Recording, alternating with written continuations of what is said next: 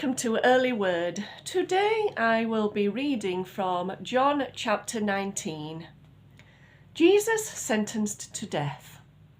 Then Pilate had Jesus flogged with a lead-tipped whip. The soldiers made a crown of long, sharp thorns and put it on his head, and they put a royal purple robe on him.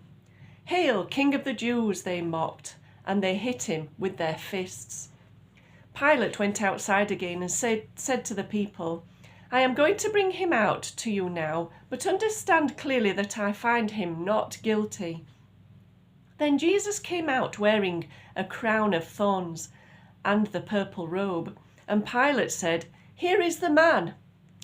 When they saw him, the leading priests and temple guards began shouting, "Crucify, crucify!" "You crucify him," Pilate said. "I find him not guilty."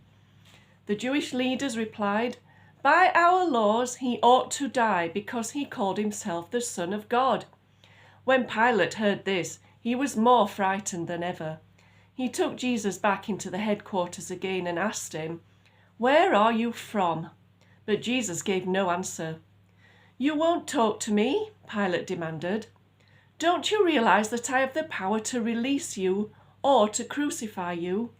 Then Jesus said, "You would have no power over me at all unless it were given to you from above. So the one who brought me to you has the greater sin."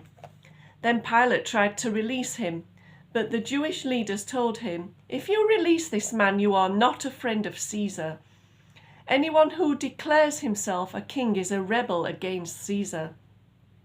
When they said this, Pilate brought Jesus out to them again. Then Pilate sat down on the judgment seat on the platform that is called the stone pavement. It was now about noon of the day of preparation for the Passover, and Pilate said to the people, "Here is your king." "Away with him," they yelled. "Away with him! Crucify him!" "What? Crucify your king?" Pilate asked. "We have no king but Caesar," the leading priests shouted back. Then Pilate gave Jesus to them to be crucified. The crucifixion. So they took Jesus and led him away. Carrying the cross by himself, Jesus went to the place called Skull Hill. There they crucified him.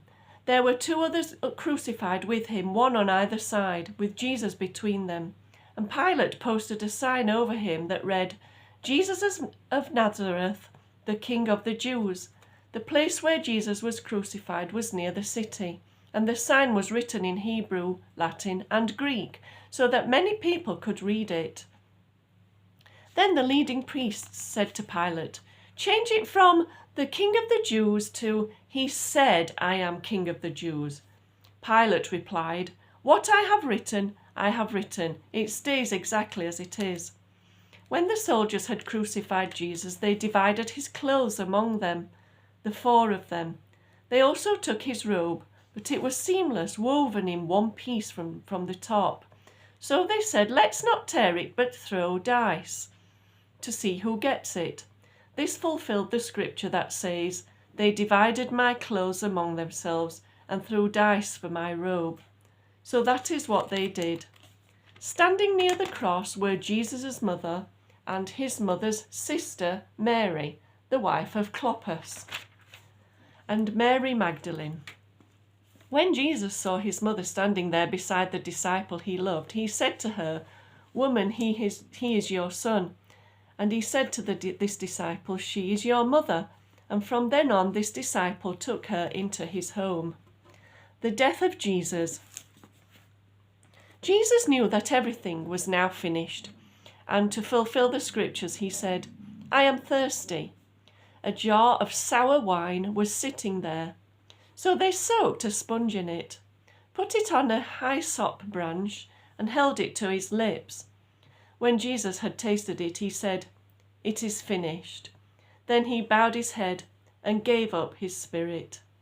The Jewish leaders didn't want the victims hanging there the next day, which was the Sabbath, and a very special Sabbath at that because it was the Passover. So they asked Pilate to hasten their deaths by ordering that their legs be broken. Then their bodies could be taken down. So the soldiers came and broke the legs of the two men crucified with Jesus.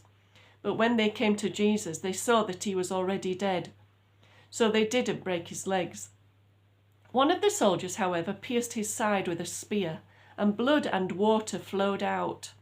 This report is from an eyewitness giving an account, an accurate account. It is presented so that you can believe. These things happened in fulfillment of the scriptures that say, "Not one of his bones will be broken," and "They will look on him whom they pierced." The burial of Jesus. Afterwards, Joseph of Arimathea, who had been a secret disciple of Jesus because he feared the Jewish leaders, asked Pilate for permission to take Jesus' body down. When Pilate gave him permission, he came and took the body away.